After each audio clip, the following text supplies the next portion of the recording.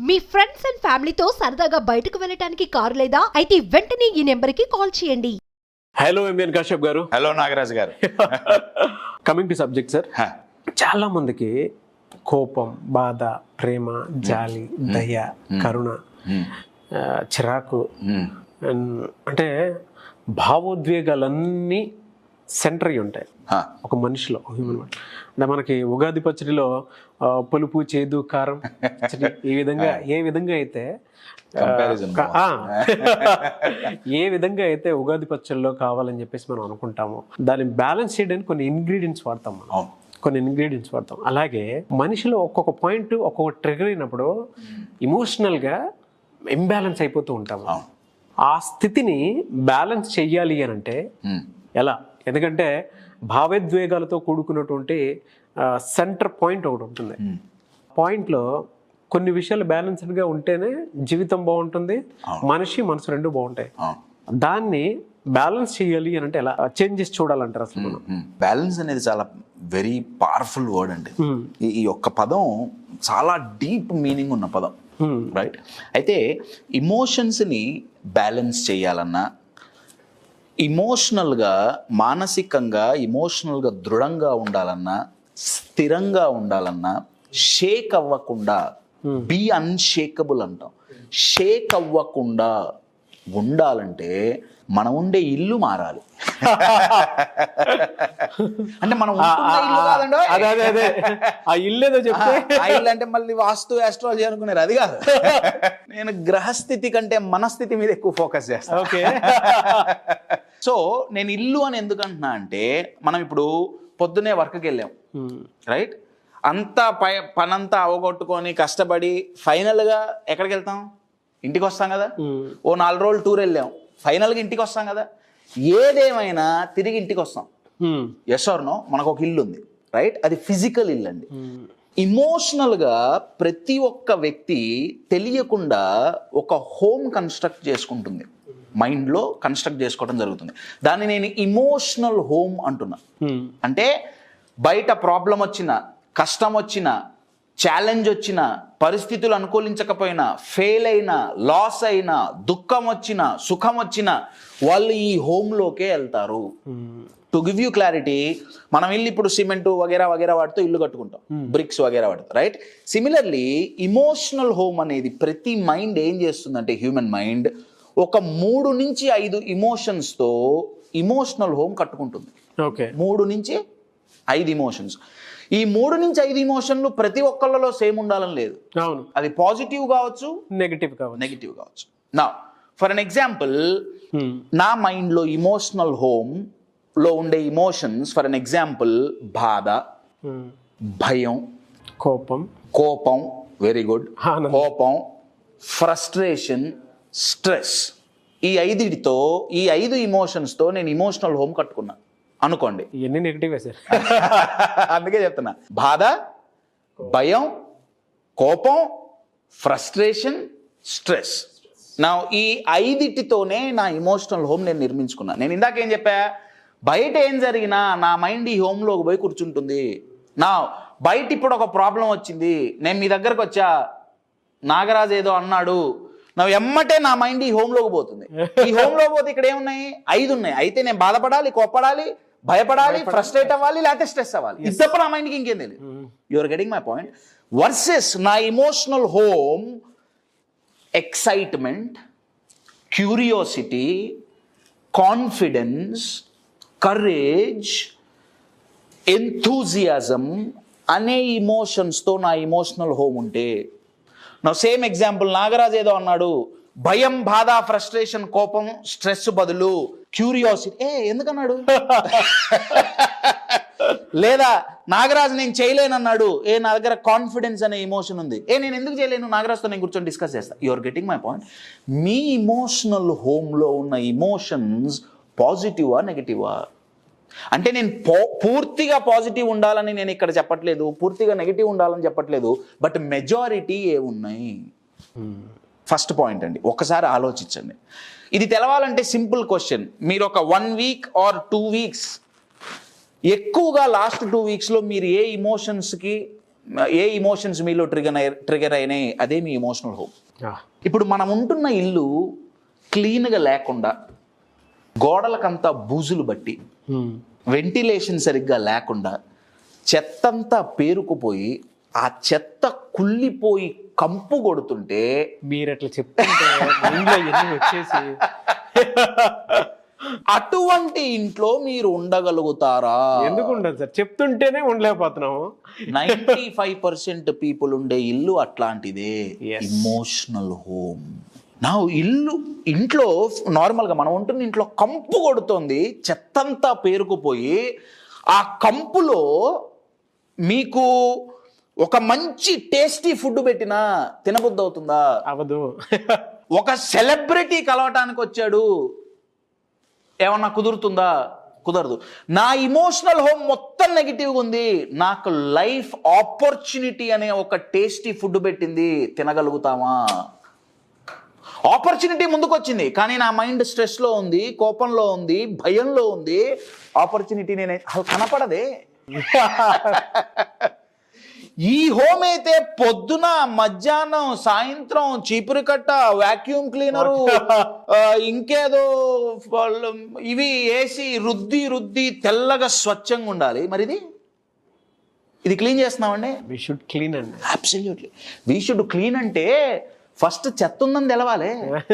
ఇక్కడ కంపు కొట్టి వాసన వస్తుంది, ఆ వాసనే ఫ్రస్ట్రేషన్, అదే స్ట్రెస్ అండి. You're getting my point?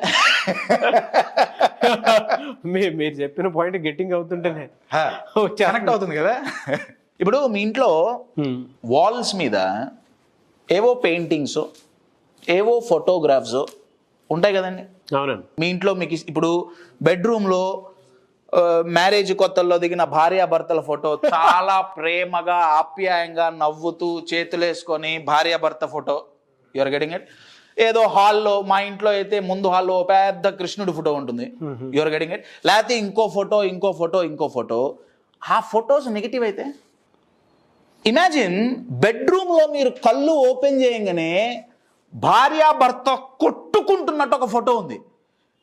వీళ్ళు మంచిగా ఉన్నా సరే మూడు మారుతుందా మారదా? నేను బై ద వే జస్ట్ ఇక్కడ పిక్చర్ గురించి మాట్లాడట్లేదండి. మన ఇంట్లో అయితే మన వాల్స్ని మనం మంచి సీనరీస్తో, మంచి పెయింటింగ్స్తో, మంచి ఫొటోస్తో డెకరేట్ చేసుకుంటున్నామే. మన ఇమోషనల్ హోమ్లో మన మనసు అనే గోడ మీద ఉన్న పిక్చర్స్ ఏంటి? 5 ఏళ్ల క్రితం నాగరాజు నన్ను ఏదో అన్నాడు, ఇవాళ ఏంటో మీ మీదే పోతున్నా నేను. 5 ఏళ్ల క్రితం ఇద్దరం కొట్టుకున్నాం, పక్కనే కదా, తిరువురు ఖమ్మం పక్కనే కదా. 5 ఏళ్ల క్రితం నాగరాజు నన్నేదో అన్నాడు, ఇప్పుడు నా మనసు అనే గోడ మీద ఆ పిక్చర్ ఉండిపోయింది. 5 ఏళ్ళు గడిచిపోయినాయి, నాగరాజుకి నాకు ఇప్పుడు అసలు నేను కలవట్లా, కానీ ఆ పిక్చర్ చూసినప్పుడు మన మనసు అనే గోడ మీద ఏ పిక్చర్స్ ఉన్నాయి, ఏవేవి మనం సేవ్ చేసి పెట్టుకున్నాం. ఎప్పుడో జరిగిన పాత ఇన్సిడెంట్ చూసినప్పుడల్లా బాధ కలుగుతుంది. ఫెయిల్ అయిన ఒక పెద్ద ఫెయిల్యూర్ మన గురించి మనం ఒక పిక్చర్ చేసి పెట్టుకున్నాం, చూసినప్పుడల్లా భయం వేస్తుంది. మనకున్న ప్రాబ్లమ్స్నే మనం ముందు పెట్టుకున్నాం మన మనసు అనే గోడ మీద, స్ట్రెస్ లాగా ఏమొస్తుంది? My dear friends, emotional home వేటితో మీరు ఇమోషనల్ హోమ్ను కన్స్ట్రక్ట్ చేసుకున్నారు. నార్మల్ హోమ్ అయితే 2 BHK, 3 BHK, 4 BHK, duplex, triplex, villa, 3 బెడ్రూములు, 5 బెడ్రూములు. ఇక్కడ ఉన్న ఇమోషన్స్ అవి ఎట్లున్నాయి? You're getting my point? This is the most important stuff అండి. You're getting it? అయితే ట్విస్ట్ ఏంటంటే అండి, ఈ ఇమోషనల్ హోమ్ మంచిగా ఉండాలంటే, ఇప్పుడు మనం ఉంటున్న ఇల్లు రెంటెడ్ హౌస్ అనుకోండి. నేను ఇది ఒకసారి ఎక్స్పీరియన్స్ అయ్యా కాబట్టి చెప్తాను. రెంటెడ్ హౌస్లో ఉంటే మళ్ళీ ఆ ఓనర్ వీడియో చూస్తాడేమో, అంటే ఏ ఓనరో ఎవరికి తెలియదుగా. ఇప్పుడు రెంటెడ్ హోమ్లో ట్యాప్ పాడైంది, ఓనర్కి ఫోన్ చేయాలి. చెదలు పట్టినాయి, ఓనర్కి ఫోన్ చేయాలి. వాటర్ లీక్ అయ్యి గోడలు పాడైనాయి, ఓనర్కి ఫోన్ చేయాలి. బీరువాకి హ్యాండిల్ ఊడిపోయింది, ఓనర్కి ఫోన్ చేయాలి. అంటే ఈ ఇంట్లో ఏది మార్చాలన్నా ఎవరు డిసిజన్ తీసుకునేది? ఓనర్. ఓనర్. పోనీ మనంతటా మనం తీసుకుంటే మాక్సిమం డబ్బు ఖర్చు అవుతుంది. సరే ఓనర్ చేయించట్లా, నేను చేయించుకుంటా, ట్యాప్ నేను మార్చుకుంటా, నా దగ్గర డబ్బులు నేను మార్చుకుంటా, అది ఓకే అండి. బట్ ఇమోషనల్ హోమ్లో ఓనర్ ఎవరు? విడిగా అయితే సొంత ఇల్లు కట్టుకుంటామో కట్టుకోలేమో తెలియదు, కానీ ఇమోషనల్ హోమ్కు మాత్రం ఓనర్ ఎవరు అన్నది ఆలోచించాలి. మీరా, మీ మైండా?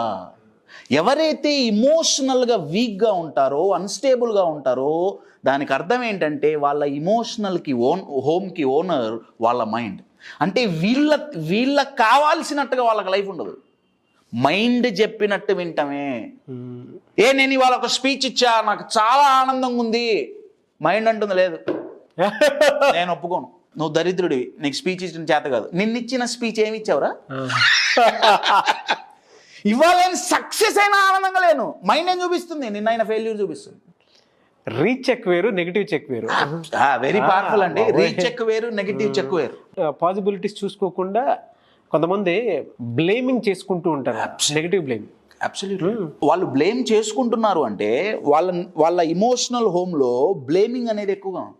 Yes yes. అందుకే చెప్తున్నానండి, మన ఇమోషనల్ హోమ్కి ఓనర్ ఎవరు? మీరా, మీ మైండా? ఇంకా ట్విస్ట్ చెప్పమంటారా? నా మైండ్ ఇమోషనల్ హోమ్కి ఓనరు, అదే వర్స్ట్ అండి. కాకుండా ఇంకా వర్స్ట్ ఏంటి తెలుసా? వేరే ఎవడో ఆ ఇంటికి ఓనరు. అంటే ఇప్పుడు నా ఇమోషన్స్ నా చేతుల్లో లేవు, నా మైండ్ చేతుల్లో లేదు, ఎవడి చేతుల్లోనే ఉంది. వాడొక మాట అన్నాడు, ఇక్కడ పోయింది. లేదా వాడొక మాట అనలా, వాడు అప్రిషియేట్ చెయ్యలేదు, మాట అనలేదు, నేను బాధపడుతున్నా. వాడు తిట్టాడు, నేను బాధపడుతున్నా. You are getting my point? మీ ఇమోషనల్ హోమ్కి ఓనర్ ఎవరు?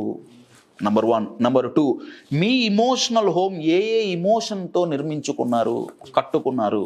నంబర్ 2. నంబర్ 3, ఒకవేళ నెగిటివ్ ఇమోషన్స్ అయితే క్లీనింగ్ జరుగుతోందా ఇంట్లో అండి? ఏ పనులు ఎక్కడ చేసినా సరే, టీవీ బెడ్రూమ్లో పెట్టుకొని చూసినా, హాల్లో కాకుండా, లేదా భోజనం కిచెన్లోనో డైనింగ్ రూమ్లో కాకుండా హాల్లో తిన్నా, బెడ్రూమ్లో తిన్నా, ఒక్క పని మాత్రం ఒకే చోట చేస్తాం, టాయిలెట్. అవునా కదండి? అది ఎక్కడ పడితే అక్కడ చేయంగా, టాయిలెట్లో చేసే పని ఒకటే, రైట్? నా బాడీలో ఉన్న వ్యర్థ పదార్థం టాయిలెట్కి పోతే క్లీన్ అవుతుంది. నా ఇక్కడున్న వ్యర్థమైన ఇమోషన్స్ ఎవరి మీద చూపిస్తున్నావు? You are getting my point? నేనెంతో ప్రేమించిన వాళ్ళ మీద, నా తండ్రి మీదో, నా తల్లి మీదో, నా భార్య మీదో, లేదో నేను అమ్మాయినైతే నా భర్త మీదో, నా చెల్లి మీదో, నా అక్క మీదో, ఈ ఇమోషనల్ టాయిలెట్ ఇంట్లో అయితే దానికి సెపరేట్ టాయిలెట్ ఉంది, మరి ఇమోషనల్ హోమ్లో? నా ఇదంతా జరుగుతుంటే నా రిలేషన్షిప్స్ బాగుంటాయా? బాగోవు. కొలాప్స్. చాలా పవర్ఫుల్ వర్డ్ అండి, కొలాప్స్. నార్మల్ ఇల్లు ఎప్పుడు కొలాప్స్ అవుతుంది? ఓ మంచి భూకంపం వచ్చింది అనుకోండి, మంచిది అక్కర్లా, చిన్న చాలు. ఫౌండేషన్ బాగాలేకపోతే మొత్తం, ఫౌండేషన్ బాగాలేకపోతే భూకంపం వచ్చినప్పుడు ఇల్లు కూలిపోతుంది. ఇప్పుడు భూకంపం వచ్చినా కూలని ఇల్లు కడుతున్నారండి, అర్త్ క్వేక్ ప్రూఫ్ హోమ్స్ అంటున్నారు. Burj Khalifa is one of such building అండి. అర్త్ క్వేక్ వచ్చినా అది పడదు, ఎందుకంటే మీరు అన్నట్టు దాని ఫౌండేషన్ వేరు, దాని ఫ్లెక్సిబిలిటీ వేరు, అవేవో థియరీస్ ఉన్నాయి. నేనేమన్నా అంటే మన ఇల్లు భూకంపం వస్తే కూలిపోయే ఛాన్సెస్ చాలా ఎక్కువ. ఇమోషనల్గా మన ఇల్లు ఎప్పుడు కొలాప్స్ అవుతుంది, మనం ఎప్పుడు కొలాప్స్ అవుతామంటే ప్రాబ్లమ్స్ వచ్చినప్పుడు. ఆ ప్రాబ్లమ్స్ ఇమోషనల్ భూకంపాలు. మన ఇల్లు కట్టుకుంటుంటే అర్త్క్వేక్ ఉండాలి, అర్త్క్వేక్ ప్రూఫ్ ఉండాలి, ఫైర్ ప్రూఫ్ ఉండాలి. ఒకవేళ లటక్కున ఫైర్ వచ్చింది, ఎమ్మటే fire extinguisher toy toy toy toy water వచ్చినాయి, ఫైర్ మొత్తం ఆగిపోయింది. నా లైఫ్ లో ఛాలెంజ్ వచ్చింది, ఇమ్మీడియట్ గా నా ఇమోషనల్ హోమ్ లో అలారం మోగి నన్ను సెల్ఫ్ కంట్రోల్ చేసుకునేటట్టు ఆపుతుందా అలారం? ఏది? You are getting my dear friends, emotional home. మీరుండే ఇమోషనల్ హోమ్ ఎలా ఉంది? అది పాజిటివ్ ఇమోషన్స్తో ఉందా, నెగిటివ్ ఇమోషన్స్తో ఉందా? ఓకే కశ్యప్, మాకు అర్థమైంది, ఎక్కువ నెగిటివ్ ఇమోషన్స్తో ఉంది. ఎక్కువ నెగిటివ్ ఇమోషన్స్తో ఉందని ఎలా తెలుస్తుంది? మీరు రెగ్యులర్గా ఎక్స్పీరియన్స్ అయ్యే ఇమోషన్స్ ఏంటి ఒక్కసారి చెక్ చేసుకుంటే తెలిసిపోతుంది. మరి దీన్ని ఎలా మార్చాలి? క్లీనింగ్ ప్రాసెస్ మొదలు పెట్టాలండి. ఇల్లు మొత్తం పడగొట్టి కొత్త ఇల్లు కట్టుకుంటే దానంత ఆనందం ఇంకొకటి లేదండి. ఒకటి పాత బిల్డింగ్ కి రంగులు మార్చొచ్చు, బూజులు దులపచ్చు, క్లీన్ చేయొచ్చు, మంచిదే, నేను కాదన్ను. కానీ ఇమోషనల్ హోమ్ ఎన్నో సంవత్సరాల నుంచి అంతే ఉందనుకోండి, better collapse it, build a new home. Question ఏంటంటే ఎలా? దానికే సైంటిఫిక్గా ఎన్నో పేటెంటెడ్ టెక్నిక్స్ ఎంతోమంది సైంటిస్టులు కనుక్కున్నారండి. అవి చాలా చాలా simple techniques. In short my dear friends, first question ఈ వీడియో చూసిన తర్వాత మిమ్మల్ని మీరు అడగాల్సింది ఏంటంటే, మీ ఇమోషనల్ హోమ్ ప్రొడక్టివా డిస్ట్రక్టివా? You're getting it? 3 ఇమోషన్స్ ఉన్నాయా, 5 ఉన్నాయా, 6 ఉన్నాయా? ఒకసారి చూడండి, అవి ప్రొడక్టివా డిస్ట్రక్టివా? Number 1. Number 2, start the cleaning process. మీరు చెప్తుంటే నాకు ఒక నిజంగానే జర్నలింగ్ అంటారు కదా, జర్నలింగ్ ప్రాసెస్లో మీరు ఇందాక చెప్పినట్లు ప్రొడక్టివా నాన్ ప్రొడక్టివా, కన్స్ట్రక్టివా డిస్ట్రక్టివా అనేది ఒక చోట రాసుకొని మనం ఏ స్టేట్ ఆఫ్ మైండ్లో ఉన్నామో తెలుసుకుంటే బెటర్ ఏమో. చాలా బెటర్. అవునండి, అది ఫస్ట్ అవేర్నెస్ అవసరం అండి. అదే ఏమవుతుంది, స్ట్రెస్ వస్తుంది, ఎందుకు వస్తుంది, ఒక నిమిషం ఉండు. Your getting my point. అసలు ఇమోషనల్ హోమ్ లో ఉన్న ఇమోషన్స్, అవును క్లీన్ చేసుకోవాలనుకుంటే ఏ చెత్త ఎక్కడి నుంచి ఎలా స్టార్ట్ అయింది, దాన్ని ఎలా క్లీన్ చేసుకోవడం, అది ఫస్ట్ చెత్త ఉందని తెలియాలి. ఈజీగా తెలుస్తుందండి. ఒక్కసారి గనక మీరు కూర్చొని లాస్ట్ 2-3 వీక్స్ ఇన్ యావరేజ్ తీసుకొని ఏ ఇమోషన్స్ మీరు ఎక్కువగా ఎక్స్పీరియన్స్ అవుతున్నారు ఒకసారి చూస్తే మీకే ఐడియా వస్తుంది. ఒక 3 వీక్స్, 3 వీక్స్ అనేది చాలా మంచి టైం. అవును యువర్ గెటింగ్ ఇట్. నా ఇమోషనల్ హోమ్ కొత్తది కన్స్ట్రక్ట్ చేయాలి, డెఫినెట్లీ ఇట్ రిక్వైర్స్ ట్రైనింగ్ అండి. డెఫినెట్లీ మన మైండ్కి ట్రైనింగ్ ఇవ్వాల్సి ఉంటుంది. ఇప్పుడు ఇందాక మీరు అన్నారు కదా, ఫిబ్రవరిలో 11th and 12th be limitless programme. ఆ ప్రోగ్రాంలో జరిగేది ఏంటి, కొత్త ఇమోషనల్ హోమ్ కన్స్ట్రక్ట్ చేసుకోవటం ఎలానో నేర్పుతాం. ఒక సింపుల్ లాంగ్వేజ్లో చెప్పాలంటే, అంటే బయట ఎన్ని ఛాలెంజెస్ వచ్చినా నా లోపల ప్రొడక్టివ్ ఇమోషనల్ హోమ్ గనక ఉంటే, నా మైండ్ ఆ ఇమోషన్స్నే ఎక్స్పీరియన్స్ గనక చేయగలిగితే, బయట ప్రాబ్లమ్స్, బయట ఛాలెంజెస్, అనుకూలంగా లేని పరిస్థితులు మన ఇమోషన్స్ని కంట్రోల్ చెయ్యలేవు. ఇది జరగాలి అంటే ఆ ప్రాసెసెస్ నేర్చుకోవాలి. మీకు ఇంట్రెస్ట్ ఉంటే ఫిబ్రవరి 11th and 12th. My dear friends, ఎప్పుడైతే ఈ హోమ్ మంచిగా ఉంటుందో, ఎప్పుడైతే ఈ హోమ్ ప్రొడక్టివ్గా ఉంటుందో, మన గ్రోత్కి, మన సక్సెస్కి, మన రిలేషన్షిప్స్కి, మన హ్యాపీనెస్కి, మన పీస్ ఆఫ్ మైండ్కి లిమిట్స్ ఉండవు, హద్దులు ఉండవు. My dear friends, be limitless.